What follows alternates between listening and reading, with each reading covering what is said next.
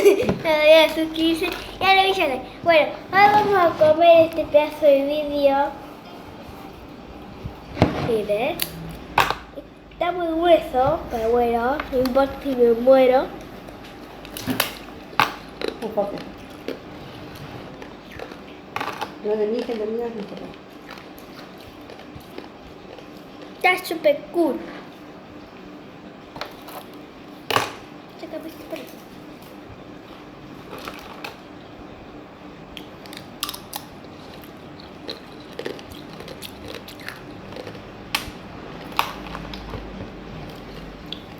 Este hielo lo ves de la confitería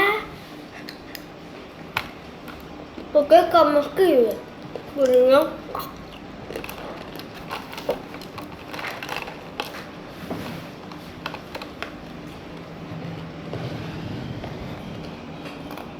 Tiene como que... Ay, me gusta la yerba. Mira, así suavecita, ¿sí?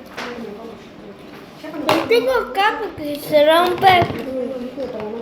Ah, me dijiste, sí.